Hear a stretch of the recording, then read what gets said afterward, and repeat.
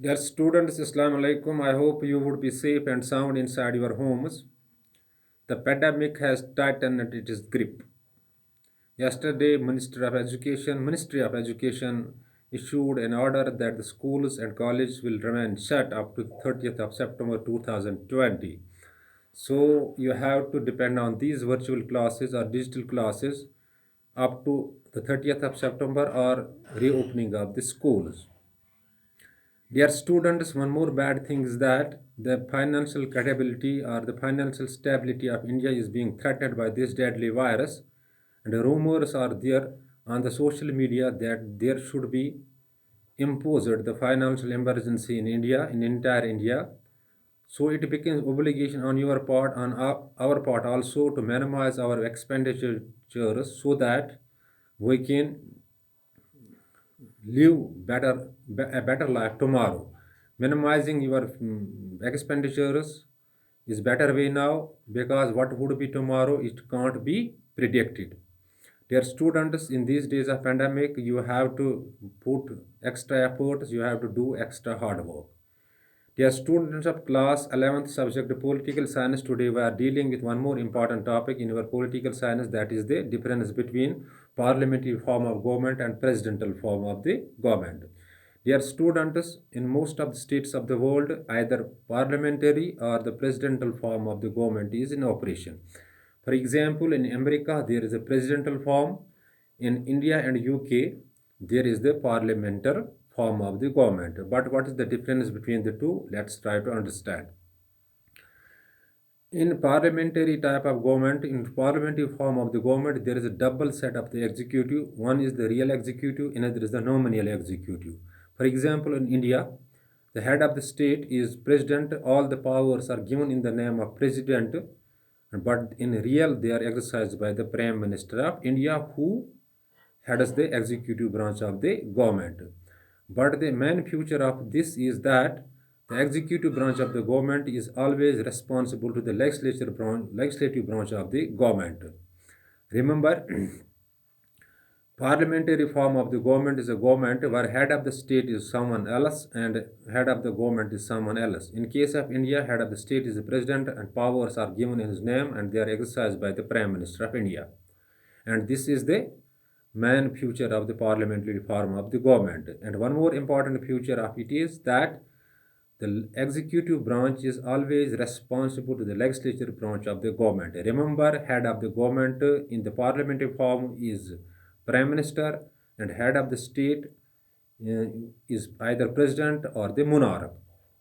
In British, or we can say that in UK, the parliamentary form is also in operation, where all the powers are given in the name of British monarch, and in real they are exercised by the British Prime Minister or the UK Prime Minister. So the main feature of the parliamentary form is that there is double set of executive, one the real executive, another the nominal executive. Head of the state is president in case of India, and head of the state in case of UK government is the British monarch. Uh, so all the powers are given in the name of the head of the state, whether it's a British monarch or British king or Indian president, but in actual they are exercised by the Prime Minister of India in case of India and Prime Minister British in case of British. Dear students, the one more important feature of it is that the executive branch that is headed by the Prime Minister is always responsible to the legislative branch of the government. This is the parliamentary form of the government. Now we are going to discuss the presidential form. In a presidential form, in most states of the world, it's in operation, where head of the government and head of the state is same one, the president, in most of the cases. For example, in America, all the powers are given in the name of president and they are exercised by the president.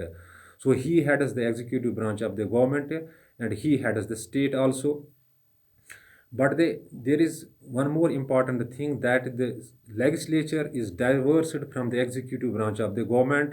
It is a separate branch. It is the separate branch. So the executive branch in the presidential form is now responsible to the legislative branch of the government. So dear students, so presidential form, it is fresh example is United States of America, while all the powers are given in the name of president and they are exercised by the members, where the head of the state as well as the head of the government is the president in is president. So the main difference between the presidential form and the parliamentary form is that in parliamentary form, there is a double set of executive. One is the nominal executive, another the real executive, and the executive branch of the government is always responsible to the legislative branch of the government. In a presidential form, there is a single executive. All the powers are given in the name of president and they are exercised by the president. In most cases, the president is the head of the state and president is also the head of the government. Executive branch of the government is never responsible to the legislative branch of the government in case of the presidential form. Dear students, this is all about the parliamentary form of the government and the presidential form of the government.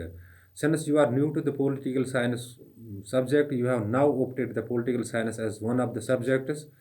Initially you will find difficulty in grasping the political concepts, but with the passage of time, when you get maturity in the subject, you will learn the political terminology and also political concepts, because it is human brain, it takes time to grasp the things, but in the end it grasps the things very well.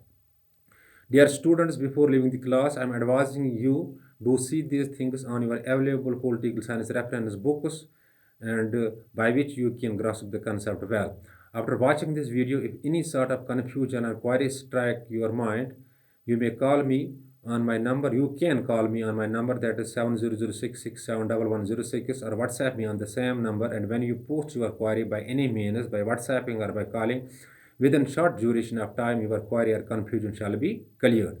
One more advice is there for you. Do remain stick to the book so that you can prepare the things well for the coming examinations that are scheduled in the month of November, and also can defeat the COVID-19 infection by sitting in home isolation when your physical contacts would be least. It is pandemic that has tightened its grip. It is better to be in home confinement. Thanks. Be blessed.